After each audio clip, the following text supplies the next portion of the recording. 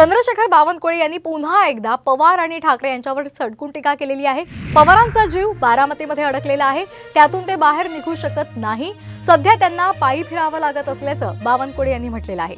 तर ठाकरेंनी 18 खासदार निवडून आणून दाखवावेत, अन्यथा आपलं दुकान बंद करावं असं खुलं आव्हान बावनकुळे यांनी दिलंय।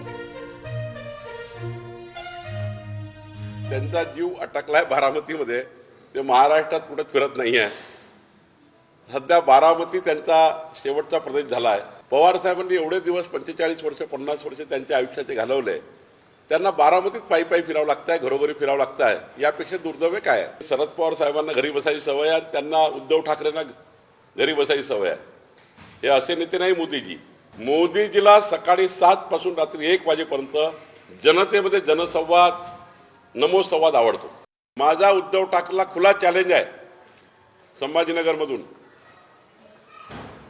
उद्धव ठाकरेंनी आता 18 खासदार निवडून आणावे, नाहीतर दुकान